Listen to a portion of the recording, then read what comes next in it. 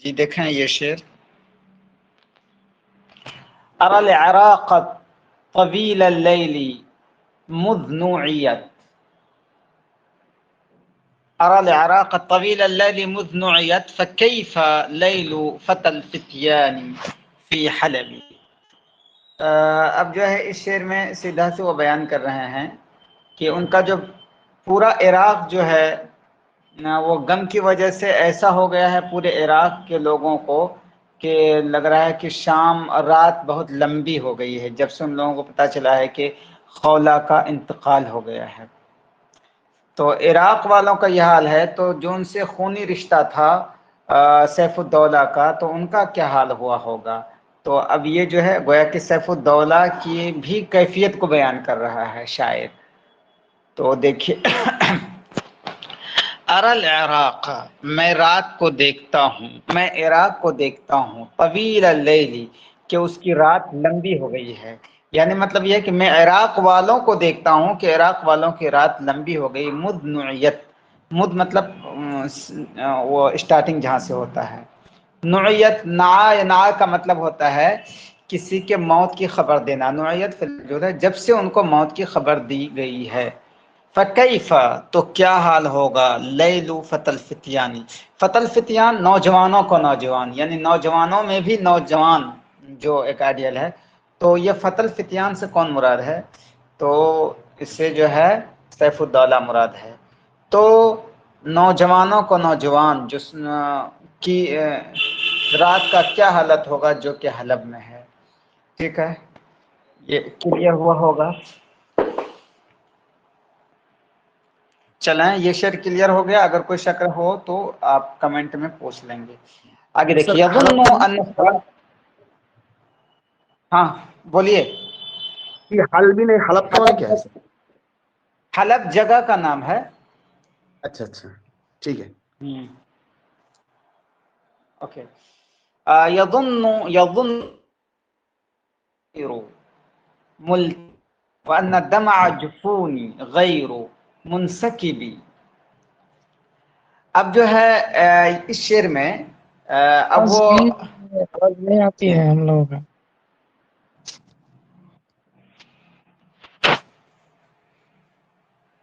آواز سب کے ساتھ یہ پرابلم ہے کیا؟ سر آواز بالکل کلیئر ہے، کوئی پریشانی نہیں ہے سر۔ پلیز دیکھیے جن کو میرے آواز یہاں پہ نہیں آ رہی نیٹورک ہے، اچھا ہے لیکن آواز کٹ کے آتا ہے۔ سر کوئی وہ آپ کا پریشانی نیٹ نہیں ورک ہے۔ ایشو ہے سر، جو لوگ بتا رہے ہیں نا نیٹ ورک ایشو ہے، آپ ٹھیک صحیح جگہ جو بیٹھ جائے تو آواز نہیں کٹ رہی، بالکل بالکل صاف ہے، اسکرین بھی ویزیبل ہے۔ دیکھیے اوکے، پلیز تھوڑا سا اس کو سالو کر لیجیے۔ اگر آپ کو پریشانی ہو رہی ہے تو آپ پینک نہ ہو، وہ ویڈیو اس کا اویلیبل ہوتا ہے، بعد میں دیکھ لیں گے آپ، لیکن اس چیز کا سولوشن آپ خود کیجئے پلیز۔ اگر کیونکہ دو چار لوگ ہیں جن کو پرابلم ہوتا ہے، تو آپ دیکھ لیجئے کیا یہ ہے، اس کو سالو کیجئے۔ اگر نہ ہو تو پھر دیکھیں گے میں بھی کوشش کروں گا اپنی طرف سے، لیکن اس کو آپ پہلے دیکھ لیجئے پلیز۔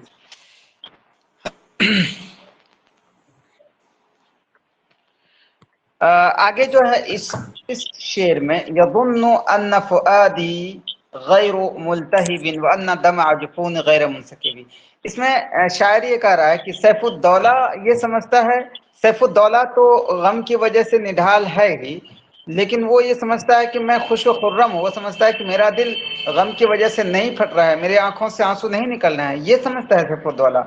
تو شاعر جواب آگے کے شعر میں جواب دے رہا ہے کہ نہیں نہیں، ایسی بات ہرگز نہیں ہے، میرا بھی دل پھٹ رہا ہے اور میری بھی آنکھوں سے اشک جاری ہیں اس انسان کی موت کی وجہ سے جو کہ بہت زیادہ مجد و شرافت کا خیال رکھتی تھی اور بہت زیادہ ادب نواز تھی اور قصیدہ سنا کرتی تھی، اور مطلب یہ ہے کہ شعراء کا بہت اچھا خیال رکھتی تھی۔ یہ آگے شعر میں کہہ رہے ہیں، آگے دو شعر میں اب دیکھیے، پہلا والا شعر دیکھیے، یظن، کیا وہ سمجھتا ہے، یہاں پہ حرف استفہام محذوف ہے، یظن یعنی یظن، اور یظن کی ضمیر کدھر ہے، یہ فتى الفتیان کی طرف، یہ کون ہے، یہ سیف الدولہ ہے۔ یظن، کیا سیف الدولہ یہ سمجھتے ہیں، ان فؤاد، فؤاد میں سے کیا ہوتا ہے، قلب، دل، کہ میرا دل غیر ملتہب، التہبا یلتہب، التہاب کا مطلب ہوتا ہے وہ آگ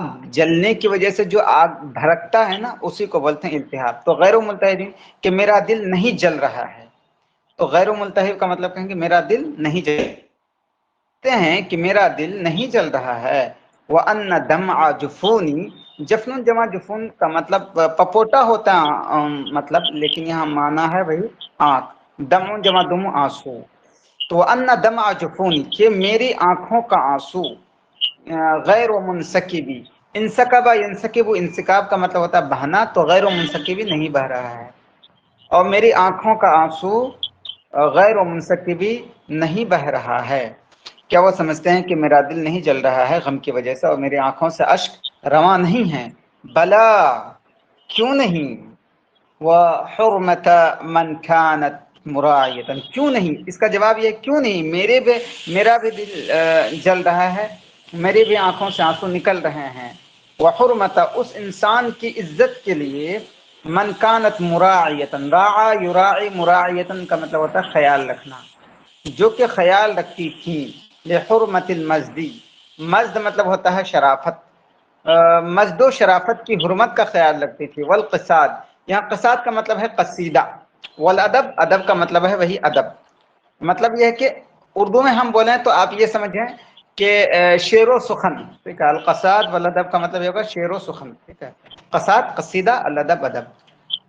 کیوں نہیں میرا بھی دل جل رہا ہے اس انسان کی حرمت میں جو کہ خیال رکھتی تھی مجد و شرافت کا اور شعر و سخن کا، یعنی کہ قصیدے کا اور ادب کا خیال رکھتی تھی. تو بتائیں یہ شعر کلیئر ہوا؟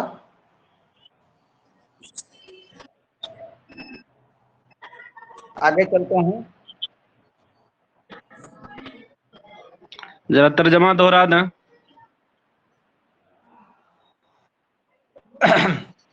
تظن ان فؤادی غیر ملتہب، کیا وہ سمجھ دل نہیں جل رہا ہے. وان دمع جفون غیر منسکب، اور میری آنکھوں کے آنسو نہیں بہ رہے ہیں.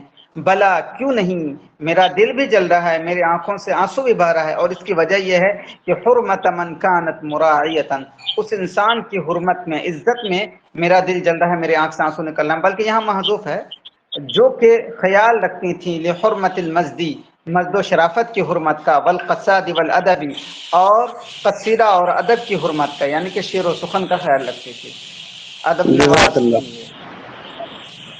شکریہ. آمین.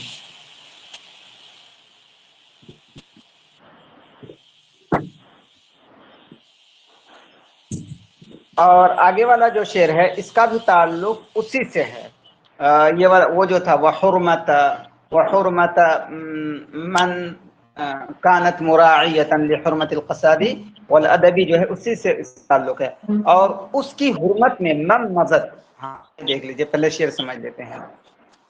آگے جو ہے اس میں ایک طرح سے وہ خولا کی تعریف بھی کر رہے ہیں، اور دوسری طرف وہ بادشاہ جو تھے سیف الدولہ اس کی بھی تعریف کر رہے ہیں. دونوں ساتھ میں ملا ہوا ہے. کیونکہ سیف الدولہ کی تعریف یہاں وہ اس وجہ سے کر رہے ہیں کہ سیف الدولہ نے ایک مطلب خیالی طور پر سوال اٹھایا کیا سیف الدولہ سمجھتے ہیں وہی ایک غمزدہ ہے؟ نہیں، میں بھی غمزدہ ہوں. اس کی بہن کی وجہ سے. اور اس کی بہن کیسی تھی، اسی کے اوصاف ہیں.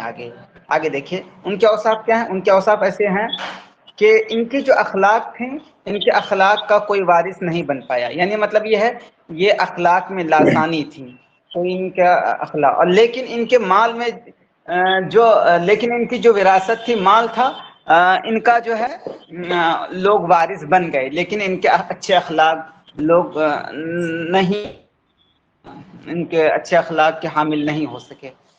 تو شعر دیکھیے سمجھ میں آ جائے گا. وَمَن مَزَد، اس کا تعلق وہیں سے ہے. وَحُرْمَتَ مَن مَزَد، اور انسان کی حرمت میں من مزد، جو کہ گزر گئی. مضا یمضی مضین، گزرنا، یعنی کہ من ماتت، مدد کا مطلب ہے یہاں من ماتت، جو کہ مر گئی. غیر موروث، اس حال میں کہ اس غیر موروث خلائقها، اس حال میں کہ اس کی اخلاق کا کوئی وارث نہیں بنا. غیر موروث خلائقها، اس حال میں کہ اس کے اخلاق کا کوئی وارث نہیں بنا، یعنی کہ اس کا اخلاق ورثے میں نہیں، لفظی ترجمہ کریں گے تو یہ ہوگا اس کا اخلاق ورثے میں نہیں مل سکا، ٹھیک ہے، موروث ورثے میں نہیں مل سکا خلائقها ان کے اخلاق، لیکن ہم اس کو سمجھنے کے لیے ایسے کریں گے اور اس کی حرمت میں جو کہ گزر گئیں اس حال میں کہ اس کے اخلاق کا کوئی وارث نہیں بن سکا۔ وَإِن مَضَتْ يَدُهَا ان مضت یدھا موروثۃ النشب، اس میں ایک دو ورڈ ہیں اس کو سمجھیں۔ یہ جو خلیقتن ہے نا، یہ خلیقتن ہے نا، خلیقتن اسی کی جمع ہے خلائق، خلیقتن جمع خلائق، اس کا مطلب ہوتا ہے اخلاق۔ جیسے ایک شعر ہے نا، مہما تکن عند امرئ من خلیقۃ تخفى علی الناس، کیا ہے مطلب انسان کے پاس جو بھی اخلاق ہو، وہاں شاعر نے خلیقہ ورڈ استعمال کیا، مطلب ہے اخلاق، خلیقۃ جمع خلائق۔ یہاں پہ ہے ایک نشب کا ورڈ ہے، نشب من سے ہوتا ہے مال، یہ یاد رکھیں پھر سمجھ میں آئے گا، نشب من سے مال۔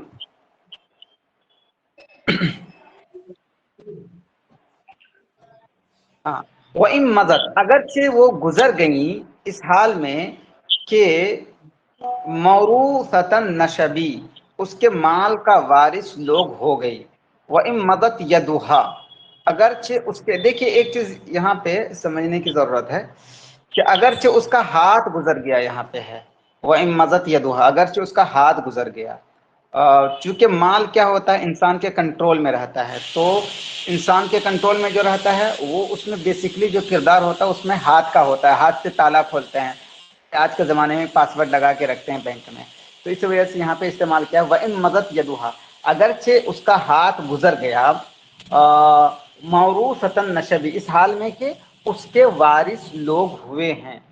اب یہاں پہ ایک ہے کہ اگرچہ اس کا ہاتھ گزر گیا، تو یہاں ایک تو حقیقی معنی بھی مراد لے لیں، لیکن ایک یہ بھی سمجھ سکتے ہیں کہ یہ جز بول کر کے کل مراد لیا گیا ہے کہ اگرچہ وہ گزر گئیں یعنی کہ وہ خود مر گئیں۔ ترجمہ دیکھیے پھر سے، وَمَن مَضَتْ غَيْرَ مَوْرُوثٍ خَلَائِقُ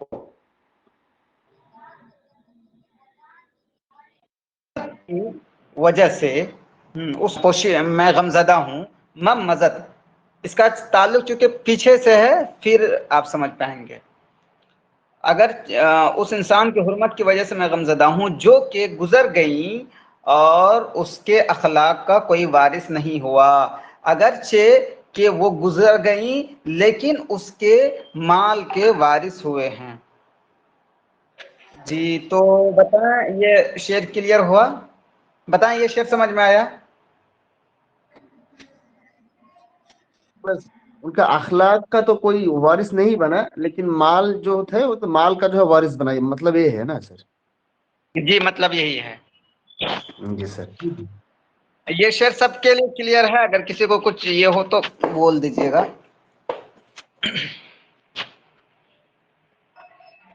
وَهَمُّهَا فِي الْعُلَا اگر کسی کو کچھ پرابلم ہو تو بول دیجیے گا، اس میں شرمانے کی کوئی بات نہیں، یہ بہت ہی چونکہ شعراء معانی میں سے ہیں تو یہ بہت پیچیدہ لکھتے ہیں۔ وَهَمُّهَا فِي الْعُلَا وَالْمَجْدِ نَاشِئَةٌ وَهَمُّ أَتْرَابِهَا فِي اللَّهْوِ وَاللَّعِبِ آگے ہے، اس میں یہ کہہ رہے ہیں کہ یہ جو خولہ تھی ان کی خصوصیات ہی ہیں، یہ جو خولہ تھی ان کا مین مقصد یہ تھا کہ ہم مجد و شرافت حاصل کریں، بڑا مرتبہ حاصل کریں، بلندی حاصل کریں، جبکہ ان کے ساتھ کی جو سہیلیاں تھیں ان کا مین مقصد یہ تھا کہ کھیل کود کریں بس، اور کچھ نہیں۔ ہمم کے جمع ہمم کا مطلب ہوتا ہے ارادہ، ٹھیک ہے، وہمھا اور اس کا ارادہ یعنی ان کا مقصد فی العلا بلندی میں تھا، والمجد اور مجد و شرافت میں ان کا مقصد پیدا ہو رہا تھا، ٹھیک ہے، وہمھا فی العلا والمجد ناشئۃ اور ان کا مقصد بلندی میں اور مجد و شرافت میں پیدا ہو رہا تھا، یعنی کہ ان کا جو مقصد تھا بلندی کا تھا اور مجد و شرافت حاصل کرنے کا تھا۔ وَهَمُّ أَتْرَابِهَا اطراب کا معنی کیا ہوتا ہے؟ تربن کی جمع اطراب، تربن کی جمع ہے اطراب، اس کا معنی ہوتا ہے لدات نظیرات فی العمر یعنی کہ ہم عمر لوگ، تربن جمع اطراب، نظیرات فی العمر ہم عمر سہیلیاں، جبکہ ان کی ہم عمر سہیلیاں یا ان کی سہیلیاں کا ہم مقصد فی اللہو واللعب کھیل کود تھا. پھر سے ترجمہ دیکھ لیجئے. اور ان کا مقصد بلندی اور شرافت میں پوشیدہ تھا، اور ان کی سہیلیوں کا مقصد کھیل کود تھا. ٹھیک ہے.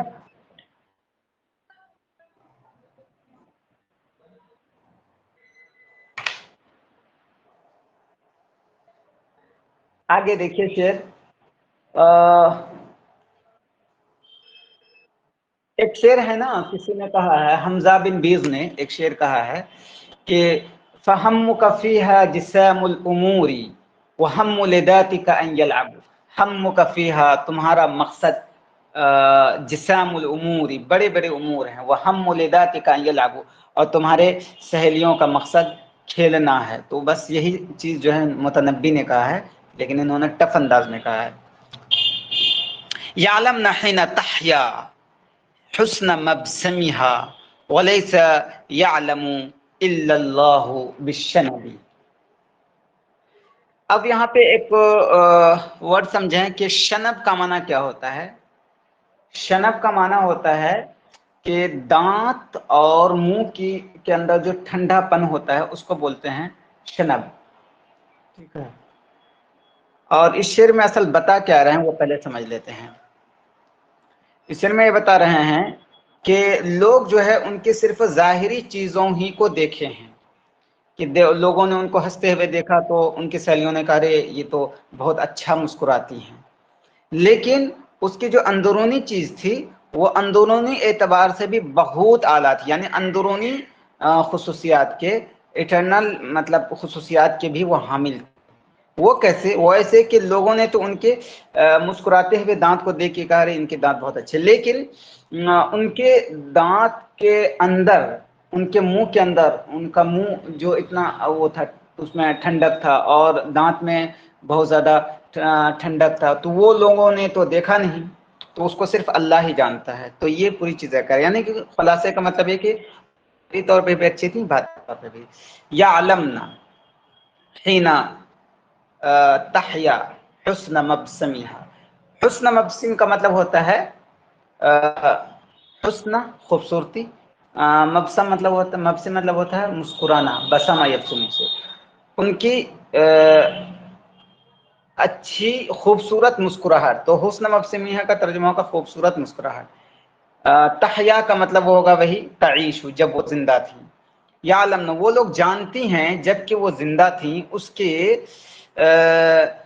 خوبصورت مسکراہٹ کو ان لوگوں نے جان لیا. ولیس یعلم الا اللہ بالشنب لیکن نہیں جانتا ہے اللہ کے سوا کوئی بالشنبی اس کے دانت اور منہ کے اندر کی ٹھنڈک کو. یعنی کہ ان کا دانت اور منہ بہت زیادہ ٹھنڈا تھا، بہت اچھا تھا. اندرونی چیز کوئی نہیں جانتا ہے، صرف باہری چیز ہی لوگوں نے دیکھا، اندرونی صرف اللہ جانتا ہے. یہ شعر کلیئر ہوا؟ سر دانت اور منہ کے درمیان کو ٹھنڈک کیسے ہو؟ تو گرمی ہوتی ہے دانت اور منہ کے درمیان، معنی کیا ہے اس میں سمجھ میں نہیں آ رہا. اب دیکھیے یہ چیز، یہی مطلب شعر کی خوبصورتی ہے. ٹھیک ہے کہ جی عموماً سر. تو دانت اور منہ کے درمیان وہ ہوتی ہے مطلب گرماہٹ گرمی. ہوتی ہے، لیکن اس کے منہ میں جو ہے ٹھنڈک تھی. تو شاعر اچھا کے جو ہے خیالی چیزیں ہیں، اور اچھا. در حقیقت شعر جو ہوتا ہے خیالی چیز ہوتی ہے، مبالغہ کر کے اس پہ اندرونی خصوصیات کو بیان کرنے کے لیے مبالغہ کیا. اگر وہ گرمی ہی کرتے تو پھر عام سی بات ہو جاتی. اس وجہ اس کو بالکل سائنٹیفک نظریے سے نہ دیکھیں، شعری نظریے سے دیکھیں تو سمجھ میں آئے گا. بالکل. پھر وہ اچھی اچھی بات کا نسبت ہے نا سر؟ ہاں بولیں. اچھی اچھی بات کا سنب کا میننگ اچھی اچھی بات، ٹھنڈی منہ میں اچھی اچھی بات ہے. ہاں ایک چیز یہ بھی ہے، ایک چیز یہ نہیں، پھر وہ نہیں سمجھ میں آئے گا. ٹھیک ہے، آپ جو دماغ لگا رہے ہیں، دیکھیے معنی الشعر فی بطن الشاعر، اگر آپ اس کو لاجیکل طور پر کچھ آپ سمجھ رہے ہیں مطلب ورڈ کے قریب ہو کر کے، تو آپ اپنی میننگ لے سکتے ہیں. کوئی آپ کو نہیں کہہ سکتا کہ آپ نے غلط کیا، کیونکہ آپ کے پاس لاجک ہے. مطلب اس کی یہ تو قرآن نص تو نہیں ہے.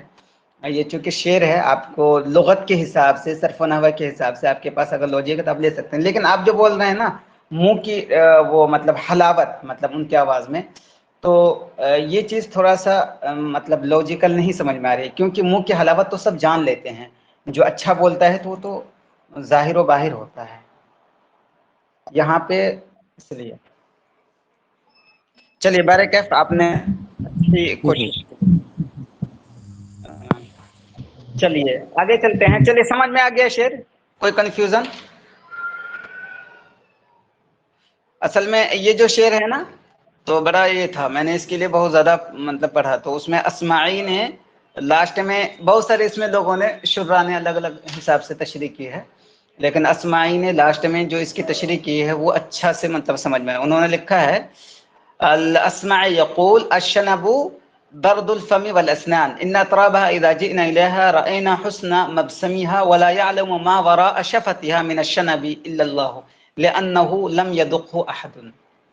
تو یہ اسماعی نے اس طرح ان کی تشریح کی ہے۔ چلتے ہیں آگے، مسرۃ فی قلوب الطیب مفرقها وحسرۃ فی قلوب البیض والیلب۔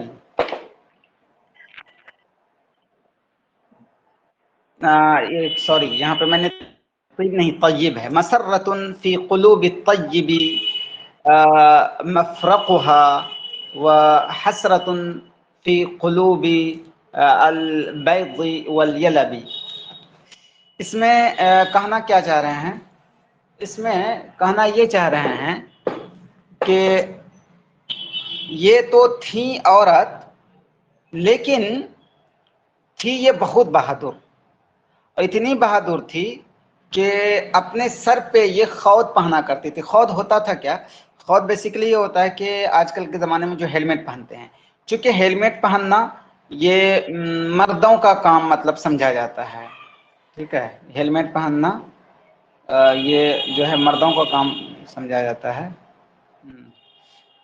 او سوری مردوں نہیں، یہ جو ہے یہ اوپر سر کے اوپر جو ہے، سر کے اوپر جو کچھ بھی وہ پہنتی تھی، خود پہنتی تھی، برکہ جو میں نے بولا اس کو بھول جائیے، اس کو ایسے سمجھیں۔ آگے جو ہے اس سے ریلیٹڈ جو چیزیں ہیں، یعنی کہ جو کچھ یہ پہن لیں وہ چیز ہی خوبصورت ہو جاتی ہے، جو لباس یہ پہن لیں وہ لباس خوبصورت ہو جاتے ہیں، اور جو لباس یہ نہ پہنے وہ لباس بھی آہیں بھرتا ہے، کاش یہ بھی مجھے پہن لیتی خدا تو میں بھی خوبصورت ہو جاتا۔ تو اس شعر کا پورا سا مطلب یہ ہے۔ اب اس میں ہے کیا؟ اس میں یہ ہے کہ جو اچھے لوگ ہیں ان لوگوں کے دل کو ایک دم خوشی ملتی ہے کیونکہ یہ سر پہ دوپٹہ ڈالتی ہیں، لیکن جو خود ہوتا ہے، خود بولتے ہیں اس کو، کیا بولتے ہیں اس کو، جو جنگ میں پہنتے ہیں، جس کو بول سکتے ہیں ہیلمٹ وغیرہ، تو ان لوگوں کو بڑی حسرت ہوتی ہے کیونکہ وہ مردوں کا لباس ہے، اب مردوں کا لباس تو یہ پہن نہیں سکتی ہیں، تو اسی لیے۔ اب شعر دیکھیے، اگر نہیں سمجھ میں آئے پھر سے سمجھیں گے۔ مسرۃ فی، مفرق میں سے کیا ہوتا ہے؟ مفرق بولتے ہیں وہ سر کے مانگ کو بولتے ہیں، موضع افتراق الشعر من الراس، سر کے مانگ کو بولتے ہیں مفرق۔ اوکے، تو اچھا، قلوب الطیب، طیب من سے ہوتا ہے کیا؟ اچھا انسان، اچھا انسان، تو اچھا انسان کے دلوں میں خوشی ہوتی ہے، مفرقها، اس کے مانگ کی وجہ سے اچھے انسان کے دلوں میں خوشی ہوتی ہے۔ وحسرۃ فی قلوب البیض والیلب، یہاں پہ دو ورڈ ہے، اس کو سمجھیں پہلے۔ یلب من سے کیا ہوتا ہے؟ یلب بولتے ہیں الدروع الیمانیۃ تخذ من الجلود، چمڑوں سے جو خود بناتے ہیں تو اس کو بولتے ہیں یلب، ٹھیک ہے۔ اور بیض، یلبتن کی جمع ہے یلب، یلبتن کی جمع ہوتی ہے یلب، اس کا مطلب ہوتا ہے خود، ٹھیک ہے، جس کو سر کے اوپر پہنتے ہیں، ٹھیک ہے، اور سر کو بچانے کے لیے تاکہ کوئی گولی وغیرہ لگے، اور پچھلے زمانے کے حساب سے تاکہ تلوار لگے، تیر نہ لگے تو بچ جائے سر، یلب۔ اور ایک ورڈ ہے بیض. بیض جو ہے یہ بیضتن کی جمع ہے جس کا مطلب ہوتا ہے لوہے کا خود. ٹھیک ہے. وہ حسرتن اور حسرت ہوتی ہے زرا اور خود کے دلوں میں. حسرت ہوتی ہے زرا اور خود کے دلوں میں. یعنی مطلب یہ ہوا کہ زرا اور خود جو ہوتا ہے وہ چونکہ یہ پہنتی نہیں ہیں تو اس وجہ سے ان کو حسرت ہوتی ہے اے کاش یہ جو ہے زرا بھی پہنتی اور خود بھی پہنتی تو میں بہت ہی خوبصورت ہو جاتا. لیکن جو ہے یہ تو پہنتی نہیں, ان کو حسرت ہوتی ہے. لیکن یہی چیز اگر وہ پہن لیتی بائی چانس تو جو اچھے لوگ تھے تو ان لوگوں کو خوشی ہوتی. وہ لوگ ان کو تانا نہیں دیتے کہ عورت ہو کر کے مردانہ لباس پہن رہی ہیں. یہ پورے شعر کا مطلب ہوا. بتائیں یہ شعر کلیئر ہوا یا گول مول ہو گیا؟ اگر گول مول ہے تو پھر ان کو سمجھ لیں گے. سر یہاں پھر بھی مانا کر دیجیے. چلیے مانا نہیں, پہلے شعر سمجھ لیجیے پھر سے. کہ قلوب شعر طیب کا سیدھا سا خوشبو مطلب خوشبو کے معنی میں سر یہ شاید نہیں, خوشبو کے معنی نہیں ہے. یہ ہے الطیب. طیب مطلب اچھا انسان. ہاں ایک چیز یہ خوشبو ہے, کے ہاں دلوں سوری میں سوری اس کی اس کو مانگ سنیے سراپا یہ مسرت جو ہے طیب بھی لے سکتے ہیں. طیب کا مطلب خوشبو. ٹھیک ہے, یہ طیب کریں تو زیادہ اچھا ہے, بلکہ قرین قیاس زیادہ یہی ہے خوشبو. ٹھیک ہے, خوشبو کے دلوں میں سر خوشی ہوتی ہے. ہاں بالکل بالکل آپ صحیح کہہ رہے ہیں. ٹھیک ہے, سر یہ خوشبو کے دلوں میں اس کی مانگ سراپا مسرت تھی.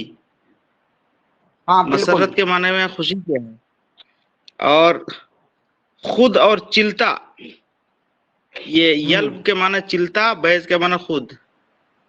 کے دلوں میں سراپا حسرت ہے, مطلب وہ نہیں پہنتی عورت ہونے کی وجہ سے, یہ تو مرد ہی پہنتے ہیں. اور اس کے مانگ میں جی خوشبو بالکل. لگتی ہے جس کی وجہ سے یہ شاید مفہوم ہے. ہاں یہ جو ہے طیب نہیں, یہ طیب ہے. طیب جمع طیوب کا مطلب ہوتا ہے خوشبو. ٹھیک ہے, جی تو جی جی. خوشبو کیونکہ وہ لگاتی ہیں سر کے اوپر تو اسی وجہ سے خوشبو کے دلوں میں جو ہے خوشی ہوتی ہے. لیکن جو جنگ میں پہننے کا لباس ہے جو جیسے زرا خود, تو وہ چونکہ پہنتی نہیں ہے تو اس کی وجہ سے ان دونوں لباس کو ایک حسرت ہوتی, کاش یہ بھی پہنتی. اب کلیئر ہوا سب کو؟ بتائیں. جی جی کلیئر. ٹھیک ہے, بہت شکریہ. یہ طیب ہی اچھا ہے, بلکہ قرین قیاس یہی ہے. تھوڑے سے اس میں غور کرنے کی ضرورت ہے. آگے دیکھیں, وَإِذَا رَأَى وَرَآهَا رَأْسَ لَابِسِهِ رَأَى الْمَقَانِعَ أَعْلَى مِنْهُ فِي الرُّتَبِ.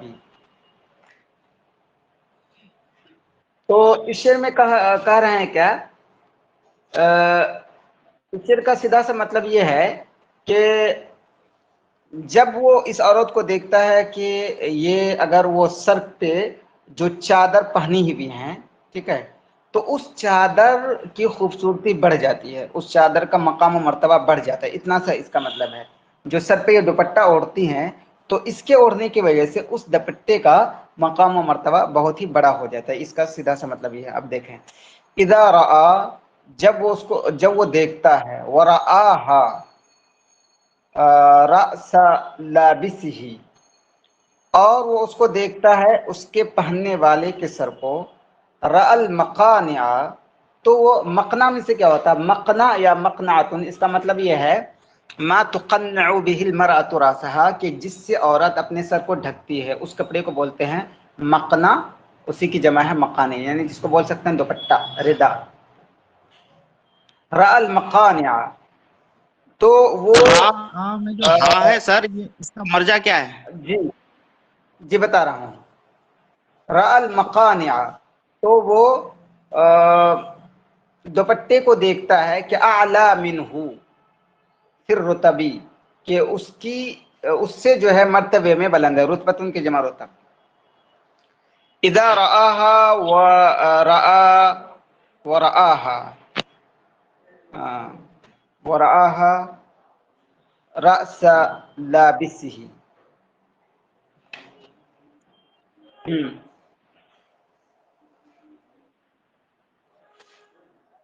ہا کا مرجع ہے یہ خولا، ٹھیک ہے، ہا کا مرجع ہے خولا. اور راس، راس کا مطلب ہے کہ لابسہی، اس کے پہننے کا، اس کو دیکھتا ہے کہ وہ اس کے پہننے کا سر ہے، یعنی کہ وہ اپنے سر میں ہے. ہا کا مرجع ہے خولا، ایک چیز. اور دوسری چیز یہ کہ ہا کا مرجع کدھر ہے؟ ہا کا مرجع ہے جو انسان خود پہنا ہوا ہو وہ چیز. جی ہا سر. کا مرجع ہے یہ راہ کی طرف. بیز دیکھیے اور اس شعر یلب کو، ہے شاید. نہیں بیز، اپنے پہننے والا.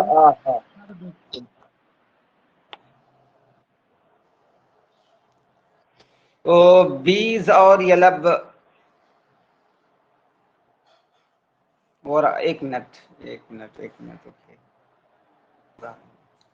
راہا جی کا کہ زمین بیز اور یلب ہی ہوگا کہ ایک انسان جو ہے، ایک مرد جو ہے اگر بیز اور یلب پہنا ہوا ہے، اور بیز اور یلب جو ہے یہ بہت ہی مطلب مرتبے کی چیز ہے، ٹھیک ہے. بیز اور یلب والا جو کپڑا ہے، چونکہ لوگ اس سے جنگ لڑتے ہیں تو یہ اس کا مرتبہ بہت ہی بلند ہے. تو جب اس کو دیکھتا ہے ایک پہننے والے کے سر میں، تو پھر ان کو نظر آتا ہے کہ نہیں، یہ جو ردا جو اس کے سر میں ہے، خولا کے سر میں، یہ بھی ان سے اس کپڑے سے افضل ہے، یعنی کہ بیز اور یلب سے، وہ خود اور زرا سے. دیکھیں جی جی جی. وَإِذَا رَأَى وَرَآهَا رَأْسَ لَابِسِهِ، جب وہ دیکھتا ہے اور اسے دیکھتا ہے اس کے پہننے والے کے سر میں، رَأَى الْمَقَانِعَ أَعْلَى مِنْهُ فِي الرُّتَبِ، تو وہ دوپٹے کو دیکھتا ہے کہ وہ اس سے بھی زیادہ مقام و مرتبے والا ہے. جی. تو اس میں یہ کہہ رہے ہیں کہ اگرچہ یہ مرد نہیں ہے، لیکن چونکہ یہ وہ کپڑا پہن لیتی ہیں تو اس کپڑے کی اہمیت بڑھ جاتی ہے. سر را کا فعل ٹھیک ہے، متنبی ہے کیا؟ نہیں، را کا فاعل متنبی ہے کیا؟ ایک کامن انسان ہے تو متنبی بھی ہو سکتا ہے. نہیں، ایک کامن انسان ہے، ٹھیک ہے، جو اچھا. اس کو دیکھتا ہے. یا یہ کہ ہو سکتا ہے شاعر ہی آپ مان لیں، لیکن کوئی بھی انسان دیکھتا ہے. تو چلیں یہ شعر کلیئر ہوا. وَإِذَا رَأَى وَرَآهَا رَأْسَ لَابِسِهِ رَأَى الْمَقَانِعَ أَعْلَى مِنْهُ فِي الرُّتَبِ. رتبتن کی جمع رتب مطلب ہوتا ہے منزلۃ، مقام و مرتبہ. چلیں آگے. وَإِن تَكُنْ خُلِقَتْ أُنْثَى لَقَدْ خُلِقَتْ كَرِيمَةً غَيْرَ أُنْثَى الْعَقْلِ وَالْحَسَبِ. ہاں، آگے والا شعر میں یہ کہہ رہے ہیں یہ کہ اگرچہ یہ عورت ہیں، لیکن یہ عام عورتوں کی طرح نہیں ہے کہ جیسے عام عورتیں ہیں ان کے بارے میں کہا جاتا ہے کہ وہ ناقصات العقل ہوتی ہیں، ٹھیک ہے، اور عقل ان کے پاس کم ہوتا ہے. لیکن یہ عام عورتوں کی طرح نہیں ہیں، یہ بہت ہی بڑا مرتبہ والی ہیں کہ ان کی جو ہے عقل و فضل میں یہ بہت ہی بڑی ہیں. یہ ان کا سیدھا سا مطلب ہے، ٹھیک ہے. اب یہ شعر دیکھیں. وَإِن تَكُنْ اگرچہ وہ خلقت پیدا ہوئی ہیں، انثى عورت، لقد خلقت کریمتن لیکن وہ پیدا ہوئی ہیں جو کہ بہت ہی کریم ہیں، غیر انثى العقل والحسب، اور وہ ایک ایکسیپشنل عورت ہیں عقل میں، والحسبی اور حسب و نسب میں. یعنی مطلب یہ کہ ان کے آباء و اجداد جو ہیں یہ عقل میں اور حسب و نسب میں بہت زیادہ اعلیٰ ہیں، اس کی وجہ سے یہ بھی بہت زیادہ اعلیٰ ہیں، ٹھیک ہے. اب یہ والا جو شعر ہے، یہ والا شعر بہت ہی اہم ہے، ٹھیک ہے. یہ اہم اس وجہ سے ہے کہ یہ ہمارے اس شعر کا وہ ہے عنوان ہے، ٹھیک ہے.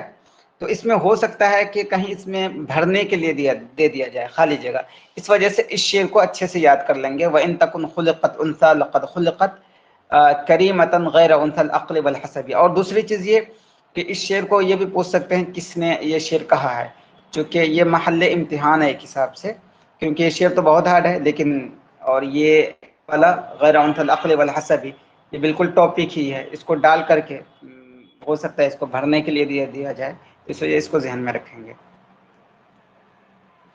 آگے دیکھیے، فَإِن تَكُن تغلب الغلباء عنصرها فإن في الخمر معنى ليس في العنب۔ اس میں یہ کہہ رہے ہیں کہ اس کو ایسے سمجھیں کہ خمر جو ہے یہ بنتا ہے کس سے؟ انگور سے، لیکن جو مزہ خمر کا، شراب کا ہوتا ہے وہ انگور میں نہیں ہوتا۔ ایسے ہی یہ جو ہیں یہ تو ہیں تغلب قبیلے سے، لیکن ان کی جو فضیلت ہے یعنی کہ خولہ کی، وہ تغلب کی فضیلت نہیں ہے، مطلب یہ کہ سب میں ممتاز ہیں۔ جیسے شراب کا الگ ہی مزہ ہوتا ہے، حالانکہ شراب نکلتا ہے، بنتا ہے کس سے؟ انگور سے، ایسے ہی یہ نکلی ہیں ان کا جو روٹ ہے وہ ہے تغلب قبیلہ، لیکن یہ تغلب پورے قبیلے سے بھی یہ سب سے افضل ہے۔ تو یہ اس شعر کا پورا مطلب ہے۔ وَإِن تَكُن تَغْلِبْ الْغَلْبَاءُ عُنْصُرَهَا۔ تغلب کیا ہے؟ تغلب جو ہے قبیلے کا نام ہے، سیف الدولہ کے قبیلے کا نام ہے تغلب۔ اور الغلبہ کا کیا مطلب ہے؟ الغلبہ کا مطلب ہے کہ العزیزۃ الابیہ، یعنی کہ بہت ہی خوددار یا بہت زیادہ غالب ہونے والا قبیلہ۔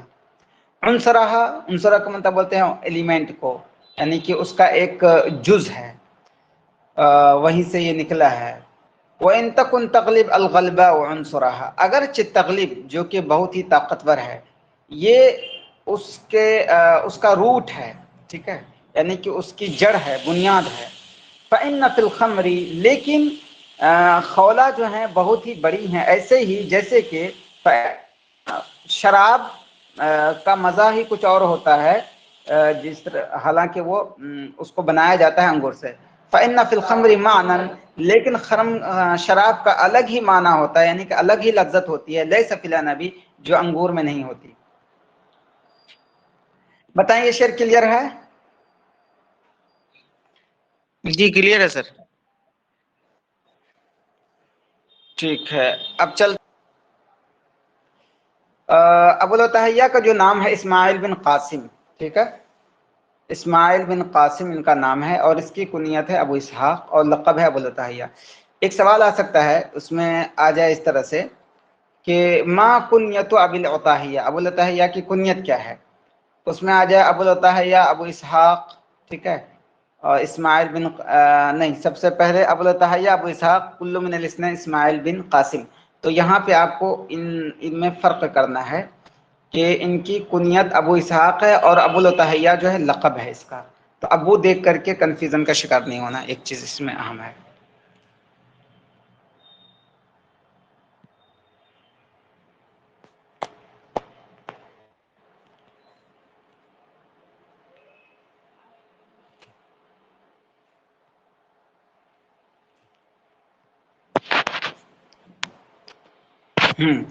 تو چلیں،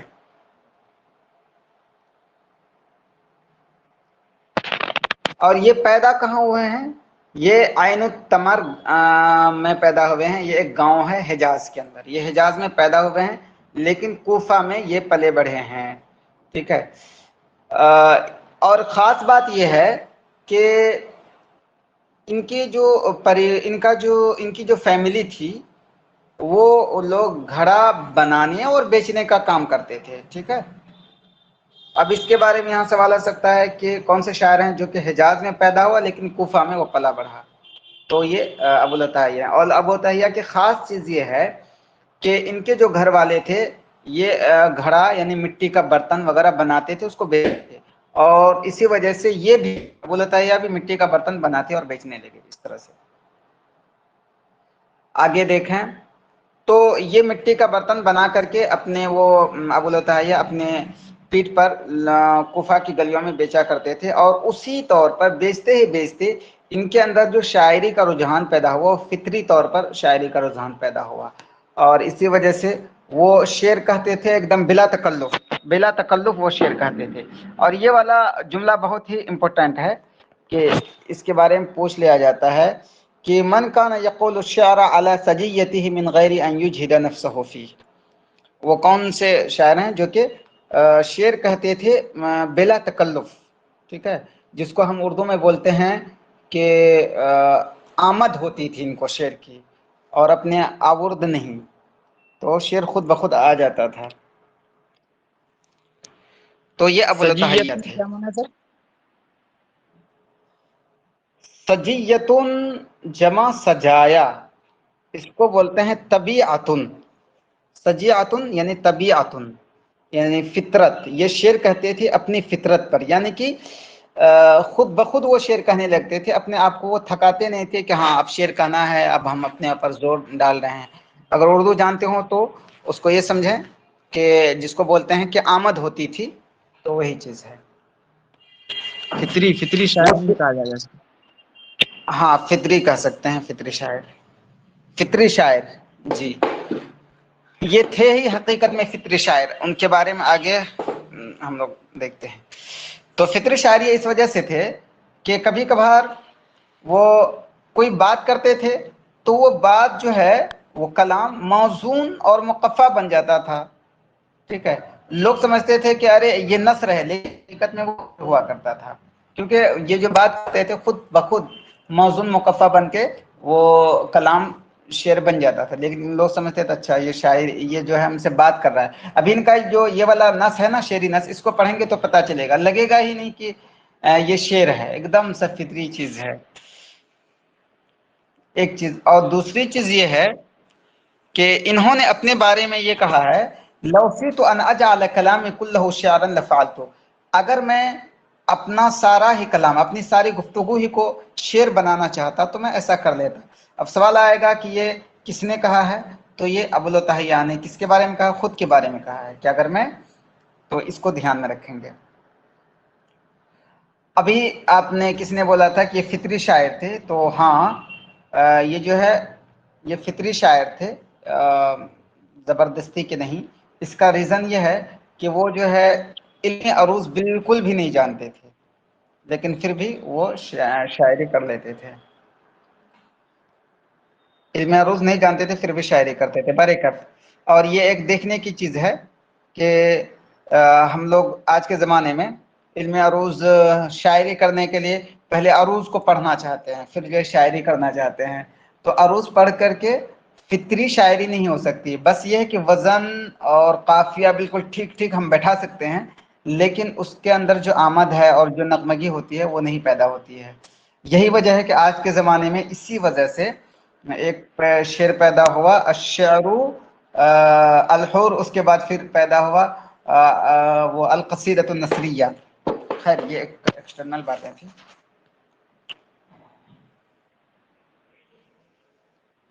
یہ والی چیزیں بھی بہت امپورٹنٹ ہے کہ یہ تو تھے خزاف یعنی کہ کمہار. یہ جو ہے مٹی کا برتن بیچا کرتے تھے، لیکن اسی مٹی کے برتن سے یہ شاعر بن گئے.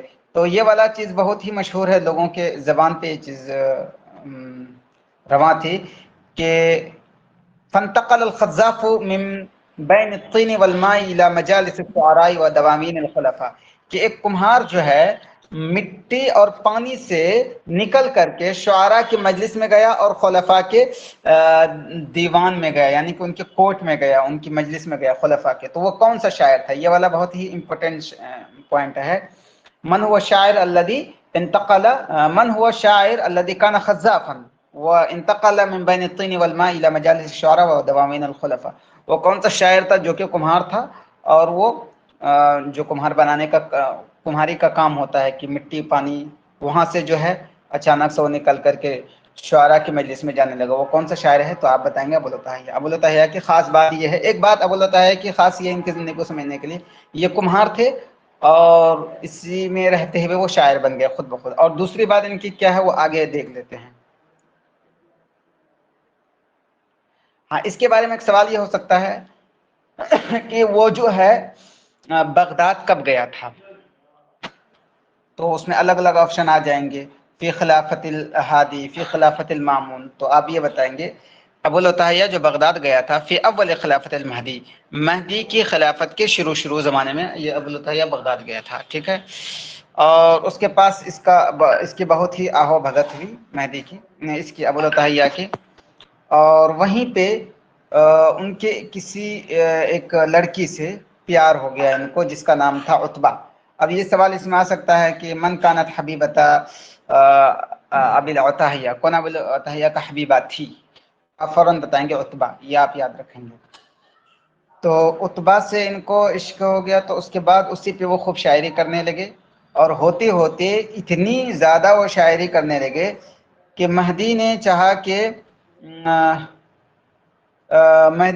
مہدی کو بھی اس سے ایک طرح سے وہ نفرت ہونے لگی کہ یہ ایسا کیوں کر رہا ہے. تو مہدی نے بہت زیادہ ان کو روکنا چاہا، بہت زیادہ مال دے کر کے، ٹھیک ہے. مال دے دیتے تھے ابو العتاہیہ کو مہدی، کہتے تھے اب مت کرنا اس کے بارے میں شاعری، اور کہتے ٹھیک ہے. لیکن ہوتا یہ تھا کہ وہ مال لے لیتے تھے اور اس سے جو کچھ لینا ہوتا تھا، لیکن پھر بھی اسی کے بارے میں شاعری کرتے تھے. خیر یہ محبت کا معاملہ تھا ان کا. پھر معاملہ یہ ہوا کہ جب مہدی کا انتقال ہو گیا تو خلیفہ ہادی بنے. جب خلیفہ ہادی بن گئے تو اس وقت جو ہے یہ عتبہ کا تذکرہ انہوں نے چھوڑ دیا. عتبہ کا تذکرہ چھوڑنے کے بعد پھر یہ ایک دم زاہدانہ زندگی گزارنے لگے، اور ساتھ ساتھ جو عقائد کے علماء تھے، ہم الگ الگ فرقوں کے جو علماء تھے ان سے وہ پڑھنے لگے. اور ہوتے ہوتے ایسا دور آیا کہ رشید کا جب زمانہ آیا تو بالکل غزل گوئی انہوں نے چھوڑ دی، اور پورا کا پورا جو ہے انہوں نے فوکس زہد والی شاعری پہ کرنا شروع کر دیا. اب یہاں پہ ایک سوال یہاں پہ یہ بن سکتا ہے کہ متا فی خلافت من لہا یا اعرض یا ترک ابو العتاہیہ ذکر عتبہ فی ابیاتہ، کس کی خلافت میں عتبہ نے عتبہ کا تذکرہ، کس کی خلافت میں ابو العتاہیہ نے عتبہ کا تذکرہ کرنا چھوڑ دیا اپنی شاعری میں؟ آپشن آ جائے گا المہدی، دوسرا آپشن آئے گا الہادی، اور تیسرا آپشن آ جائے گا رشید. تو آپ بولیں گے یہ الہادی کے زمانے میں. ایک چیز یہ کہ یہ جو ہے شاعر الزہدیات ہیں، یعنی کہ زہد کے شاعر ہیں، ٹھیک ہے. جب رشید کا زمانہ آیا تو جو عشق و عاشقی کی اور شاعری کرتے تھے ان کو چھوڑ کر کے یہ بالکل جو ہے زہد کی شاعری کرنے لگے. اسی وجہ سے اگر یہ سوال آ جائے من ہوا شاعر الزہدیات، کون جو ہے شاعر الزہدیات ہیں یعنی زہد کے شاعر ہیں، یا ایسے ہی یہ آ جائے کہ الگ الگ ورڈ اگر آ جائیں، ٹھیک ہے، من ہوا رئیس شعراء الزہاد، تو آپ بتائیں گے یہ ابو العتاہیہ. ایک چیز. اور دوسری چیز یہ ہے کہ رشید ہی کے زمانے میں ایک بار معاملہ یہ ہوا کہ انہوں نے شاعری بالکل ہی چھوڑ دی کرنا، شاعری کرنا بالکل ہی چھوڑ دیا. تو ایسے ہی سوال آ سکتا ہے کہ متى اضرب ابو العتاہیہ عن قول الشعر البتہ تھا، کہ بالکل ہی انہوں نے شاعری کرنا کس کے زمانے میں چھوڑا؟ تو آپ بتائیں گے رشید کے زمانے میں انہوں نے شاعری کرنا چھوڑ دیا تھا. لیکن رشید نے کہا کہ شاعری تم کو کرنا پڑے گا، اور رشید نے اس کو مجبور کیا. لیکن جب یہ نہیں مانا تو رشید نے اس کو کوڑے بھی مارے تھے، 60 کوڑے، اس کو جیل میں ڈال دیا. اور پھر جو ہے انہوں نے شعر کہنا شروع کیا، تب اس کو آزاد کیا. یہ رشید نے اس کے ساتھ کیا تھا.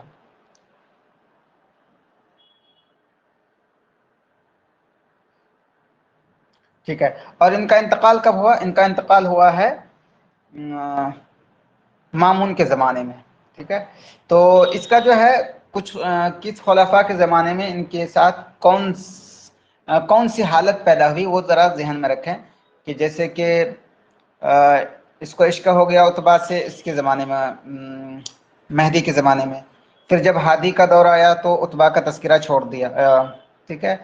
اور پھر جب رشید کا دور آیا تو انہوں نے غزل گوئی چھوڑ کر کے فوکس کیا انہوں نے زہدی شاعری پہ. پھر اسی میں جو ہے رشید ہی کے زمانے میں انہوں نے شاعری بھی چھوڑ دی. پھر رشید نے ان کو مارا، جیل میں ڈالا، کوڑی مروائے، جیل میں ڈالا. پھر جو ہے انہوں نے شاعری کرنا شروع کیا. اور ان کا انتقال کب ہوا؟ انتقال ہوا ہے مامون کے زمانے میں. یہ اس میں لکھا ہے 211. آگے یہ ساری چیزیں اتنی اہم نہیں ہے، اس کو نہیں دیکھیں گے. हाँ ये वाला देखें कि इन्होंने सबसे अच्छी जो शायरी की है वो की है ज़ुहद में, ठीक है, सबसे अच्छी शायरी इन्होंने ज़ुहद में की है, और ये किस शुआरा में है। अब ये सवाल आ जाएगा कि बशार कौन है, बशार बिन बिर्द मिन शुआरा, बशार बिन बिर्द किन शुआरा में है, आ जाएगा शुआरा अल मुखज़रमीन, शुआरा अल मुवल्लदीन, तो आप लगाएंगे कि ये शुआरा मुवल्लदीन में है। अब शुआरा मुवल्लद किसको बोलते हैं इंशाल्लाह जब तारीख़ुल अदबिल अरबी पढ़ेंगे, ठीक है। चलिए इनके बारे में इतनी ही चीज़ें हैं। अब हम लोग पढ़ते हैं इनके उस कसीदे को। एक मिनट, ये शेर है अबुल अताहिया का, अबुल अताहिया का, वलहु फी सुरुफि दहरी व कअसिल मनूनी। तो ये अबुल अताहिया का शेर है एक चीज़, और दूसरी चीज़ ये कि ये शेर जो है ये किस पे फोकस्ड है, ये पे है, ठीक है। ये पूरा जो शेर है ये ज़ुहद। अब देखिए कितनी आसान से वो शायरी करते हैं, एकदम लगता है बिल्कुल नसरा है, लेकिन वो है में शायरी। अला लिल मौति कअसुन अय्यु कअसिन व अंत लिकअसिही ला बुद्द हासी, बहुत ही अच्छे अंदाज में करते हैं। इसमें ये कह रहे हैं कि मौत का जो है एक जाम है, एक प्याला है, और उस प्याले की एक हकीकत है, और इस जाम को एक दिन तुम ज़रूर पियोगी। सीधा सा मतलब इसका यही है। अला ज़रा याद रखो, लिल मौति कासुन, कासुन जमा को उसका मतलब होता है प्याला, जिसको हम बोल सकते हैं शायराना अंदाज में जाम। अय्यु कासिन, सुनो मौत का एक प्याला है, और वो प्याला कैसा है, वो एक काबिल जिक्र प्याला है। वो अंता लिकासिही ला बुद्द हासी, हासी क्या होता है, हसा यहसी का पीना, जैसे शरबत है ना, चुस्कियां ले, जैसे उर्दू में बोलते हैं जिसको चुस्कियां लेकर पीना, ठीक है। व अंत ला बुद्द, व अंत लिकासिही ला बुद्द। अच्छा स्क्रीन नहीं आ रहा है सबके साथ सर, स्क्रीन आ रहा है सर। महमूद रजा भाई, महमूद रजा भाई आपके साथ प्रॉब्लम हो रहा होगा, और लोगों को दिख रहा है स्क्रीन। अगर नहीं दिख रहा है तो वो आप डाउनलोड वो कर लें, खोल लें ये फाइल। अब दिख रहा है। वो अंत लिकासिही ला बुद्द हासी, हासी ये इसमें फाइल है, ठीक है, पीने वाला, और तुम उसके प्याले को जरूर पियोगे, यानी तुम मौत का प्याला जरूर पियोगे। अला लिल मौति कासिन अय्यु कासिन, सुनो मौत का एक प्याला है, मौत का एक जाम है, और वो काबिल जिक्र जाम है जिसको भुलाया नहीं जा सकता। वो अंत लिकासिही ला बुद्द हासी, और तुम उस प्याले को जरूर पियोगे। अब आगे देखिए क्या है, इला कम वल माआदु इला करीबिन तुज़क्किरु बिल माआदी व अंत नासी। अब इसमें वो शायर ये कह रहे हैं कि कब तक तुम गफलत में रहोगे, लौटने का दिन करीब है। तुम लोगों को नसीहत करते हो कि भाई हम लोगों को मरना है एक दिन, लेकिन खुद तुम ही भूल जाते हो। तो ये इसका मतलब है, इला कम, कब तक तुम भूलते रहोगे, वल माआदु इला करीबिन, माद आदा याउदू का मजदर है, लौटना, मतलब कहाँ लौटना, माद का सीधा सा मतलब यही होगा मौत, ठीक है। वल माआदु इला करीबिन, मौत करीब आ रही है। तुज़क्किरु बिल माआदी, ज़क्र यज़क्किरु तज़किर मतलब होता है याद दिलाना, तुम मौत की याद दिलाते हो, यानी कि इंसान बोलता है ना कि हमें मौत आनी है। वो अंत नासी, लेकिन तुम खुद भूल जाते हो, नसिया यंसा से है, नासी इसमें फाइल भूलने वाला, लेकिन तुम खुद भूल जाते हो। वकम मिन इबरतिन अस्बहत फीही यलीनु लहल हदीदु व अंत कासी, इबरतुन जमा इबर मतलब जिससे इंसान नसीहत हासिल करे, उस वाक़े को बोलते हैं इबरा। और कितनी ही इबरत की चीज़ें हैं, अस्बहत फीही, देखिए इस शेर का मतलब ये है कि बहुत सारी इबरत की चीज़ें हैं दुनिया में जिससे हम नसीहत हासिल कर सकते हैं, और वो इबरत की चीज़ें ऐसी हैं कि अगर कि उससे जो लोहा है वो लोहा भी पिघल सकता है, इतने ख़तरनाक है। लेकिन इंसान जो है, तुम कितना संगदिल हो कि तुम जो है ان عبرت کی چیزوں سے سبق حاصل نہیں کرتے ہو. تو یہ چیزیں اس میں وَكَم مِّنْ عِبْرَةٍ اور کتنی ہی نصیحت حاصل کرنے کی چیزیں ہیں اصبحت فیہا جس کو تم نے دیکھا ہے، جس کو تم نے برتا ہے، جس میں تم نے صبح کیا ہے، یعنی جس کو تم نے دیکھا ہے. یلین لہا الحدید، لانا یلین کا مطلب ہوتا ہے نرم ہونا، الحدید مطلب ہوتا ہے لوہا. یلین لہا الحدید کہ اس کی وجہ سے لوہا بھی نرم پڑ جائے گا. وانت قاسی لیکن تم سنگ دل ہو. قسا یقسو مطلب ہوتا ہے سنگ دلی کرنا، تو قاسی اس میں فائدہ ہے، لیکن تم بہت ہی سخت ہو. ٹھیک ہے، کلیئر ہو رہا ہے سب کچھ نا؟ ہے بہت ہی ایزی. بتائیں جی جی کلیئر ہے سر. بأي قوة تظنك ليس تبلى وقد بليت على الزمن الرواسي. آگے یہاں یہ بتا رہے ہیں کہ دنیا کی کون سی ایسی طاقت ہے جو کہ فنا ہونے والی نہیں ہے، جو کہ پرانا نہیں ہوا ہے، بوسیدہ نہیں ہوا ہے. یہ تو پہاڑ بھی جو ہے وہ بأي قوة کس طاقت کے بارے میں تظنک تم یہ سمجھتے ہو کہ لیس تبلا کہ وہ طاقت پرانا ہونے والی نہیں ہے. مطلب یہ کہ بلیہ یبلا کا یہاں مطلب ہے کہ ختم ہونے والی نہیں ہے، انتہا ینتہی، کہ وہ طاقت ختم ہونے والی نہیں ہے. کس طاقت کے بارے میں سوچتے ہو؟ اگر تم اپنی طاقت کے بارے میں سوچتے ہو تو یاد رکھو تم تو کچھ بھی نہیں ہو. ادھر یاد رکھو ایک وقت بلیت علی الزمن الرواسی، راسیتن کی جمع ہوتی ہے رواسی، اس کو بولتے ہیں پہاڑ. ٹھیک ہے، اصل میں یہ رواسی سے پہلے جو ہے نا وہ محذوف ہے الجبال، الجبال الرواسی یعنی مضبوط پہاڑ. تو الجبال کو حذف کر کے یہ صفت کو جو ہے موصوف کے قائم مقام کر دیا گیا. تو یہاں رواسی کا مطلب ہوگا یہاں پہ پہاڑ. وقت بلیت علی الزمن الرواسی جبکہ زمانے میں پہاڑ بھی بوسیدہ اور ختم ہو گیا. وما كل الظنون تكون حقا ولا كل الصواب على القياس. اس میں کہہ رہے ہیں کہ اور تمام گمان، ٹھیک ہے، تکون، اور ایسا نہیں ہے کہ جتنا بھی ایک گمان ہو وہ سچ ہو جائے. ٹھیک ہے، وما کو ولا كل الصواب على القياس اور نہ ہی ہر ثواب کا مطلب کیا ہوتا ہے؟ وہ بولتے ہیں نا واللہ عالم بالصواب، ثواب کا مطلب ہوتا ہے درستگی. قیاس کا مطلب ہوتا ہے کہ جس سے قیاس کیا جائے، جس کو ہم اردو میں بولتے ہیں قیاس. اور نہ ہی ہر درست چیز علی القیاس کے مطابق ہوتی ہے. وَكُلُّ مَخِيلَةٍ رُفِعَتْ لِعَيْنٍ لَهَا وَجْهَانِ مِنْ طَمْعٍ وَيَاسِ. یہ مخیلہ جو ہے، مخیلہ کا مطلب ہوتا ہے المظنہ، یعنی کہ جو انسان سوچتا ہے، دماغ میں سوچتا ہے تو اس کو بولتے ہیں مخیل. المظنہ شیء وما لفظه الذي يظن فيه. اور ہر سوچنے کی چیز یعنی ہر خیالی چیز جو ذہن میں آتی ہے، رفعت لعین وہ آنکھ کے سامنے پیش کی جاتی ہے، یعنی آنکھ اس کو دیکھتی ہے. لہا وجہانی اس کے دو پہلو ہوتے ہیں، من طمع و یاسی، ایک امید کا پہلو ہوتا ہے اور ایک یأس ناامیدی کا پہلو ہوتا ہے. طمع مطلب یہاں پہ ہے امید، یأس مطلب ناامیدی. وفي حسن السريرة كل أنس وخبث وفي خبث السريرة كل بأس. السریرۃ جمع سرائر مطلب ہوتا ہے باطنی چیز، انسان کی نیت جو ہوتی ہے اس کو بولتے ہیں سریرہ. حسن السریرہ کا مطلب یہ ہوگا حسن نیت. کل انسی تمام راحت، انیس انسن کا مطلب ہوتا ہے کسی سے مانوس ہونا، یہاں پہ مطلب ہے راحت. اور حسن نیت میں پوری پوری راحت ہے. وفی حسن سریرت کل انسن، اور پوری پوری راحت ہے. وفی خبث السریرت کل باس، خبث مطلب یہی ہے بد، السریرہ نیت، سریرتن کی جمع آتی ہے سرائر نیت.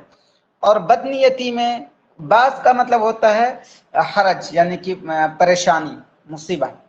اور بد نیتی میں پوری پوری پریشانی ہے. آگے والا شعر دیکھیں، ولم یکو منیتن حسدا و بغیا لینجو منہما رأسا برأس. منیتن کی جمع منن مطلب ہوتا ہے، اس کا معنی ہے موت. منیتن جمع منن. اور موت جو ہے یہ کوئی حسد اور ظلم نہیں ہے. موت یہ کوئی حسد اور ظلم نہیں ہے تاکہ انسان ان دونوں سے بالکل پورا نجات پا جائے. یعنی کہ انسان یہ سوچتا ہے کہ موت آ کر کے مجھ پر ظلم کر دیتی ہے یا یہ کہ حسد کرتی ہے موت مجھ سے، تو حقیقت میں موت ایسا نہیں ہے، ظلم ہے یا یہ حسد ہے، بلکہ موت ایک حقیقت ہے، وہ آنی ہے۔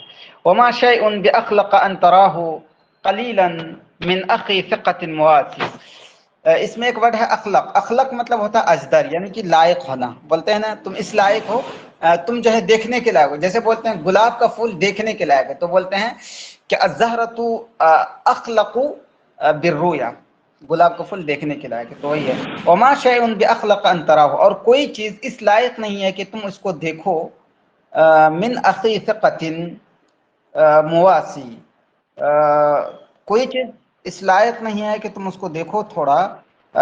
ایک اخی ثقہ کا مطلب کیا ہوتا ہے؟ اخو ثقۃ مطلب ہوتا ہے بھروسہ مند انسان، واسا یواسی مواسات کا اسم فاعل ہے، مواسن مطلب غمخواری کرنے والا، تو کوئی بھی چیز اس لائق نہیں ہے کہ تم اس کو تھوڑا دیکھو ایک بھروسے مند انسان سے اور غمخوار انسان سے۔ وما تنفك من دول تراها تنقل من اناس الى اناس، دولت کی جمع دول یہاں مطلب ہے حکومت، ٹھیک ہے۔ وما تنفك من دول تراها، اور جتنی بھی حکومتیں تم دیکھتے ہو وہ مسلسل نقل مطلب ایک جگہ سے دوسری جگہ منتقل کر جانا، تنقل وہ حکومتیں منتقل کی جاتی ہیں من اناس فی اناس، ایک لوگوں سے دوسرے ایک انسان سے دوسرے انسان میں۔